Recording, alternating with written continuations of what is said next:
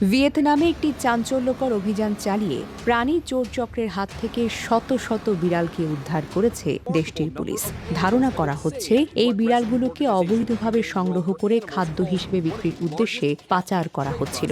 স্থানীয় পুলিশ সূত্রে জানা যায়, দীর্ঘদিন ধরে একটি সংঘবদ্ধ চক্র বিভিন্ন এলাকা থেকে পোষা ও পথ বিড়াল চুরি করে একটি গোপন স্থানে জমা করছিল। পরে সেগুলোকে অবৈধভাবে বাজারজাত করার পরিকল্পনা ছিল।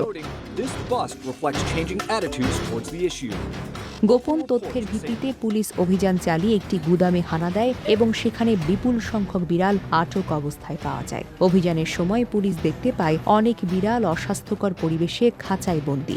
বেশ কয়েকটি বিড়ালের শারীরিক অবস্থা ভীষণ দুর্বল, তারা খাদ্য ও পানির অভাবে ভুগছিল। পরে দ্রুত প্রাণী উদ্ধারকারী দলকে ডেকে আনা হয় এবং বিড়ালগুলোর চিকিৎসা ও যত্নের ব্যবস্থা করা হয়।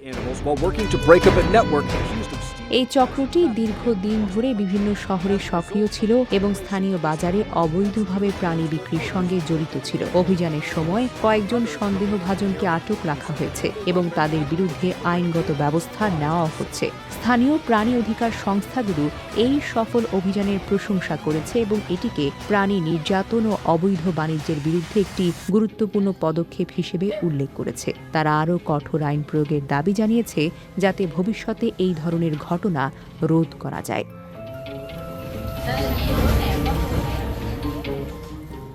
ভিয়েতনাম পুলিশ জানিয়েছে, উদ্ধারকৃত বিড়ালগুলোর স্বাস্থ্য পরীক্ষা শেষে নিরাপদ স্থানে হস্তান্তর করা হবে এবং প্রয়োজনে পুনর্বাসনের ব্যবস্থাও করা হবে। এই ঘটনাটি দেশ জুড়ে ব্যাপকভাবে আলোচনা সৃষ্টি করেছে এবং সামাজিক যোগাযোগ মাধ্যমে অনেকেই এই ঘটনার তীব্র নিন্দা জানিয়েছেন।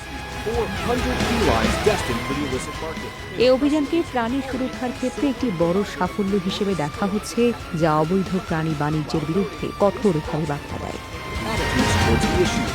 Desk report, recap news.